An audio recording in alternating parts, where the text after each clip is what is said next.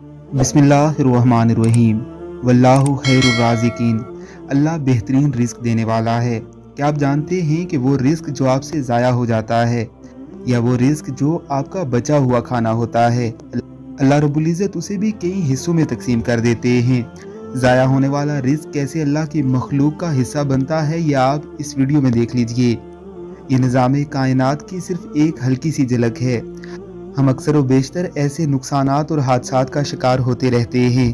ये नुकसानात और हादसात अल्लाह रब्बुल इज़्ज़त के हुक्म से होते हैं। खुदा जाने ये बिल्ली कितनी भूखी थी, अल्लाह रब्बुल इज़्ज़त ने उसकी दुआ सुन ली।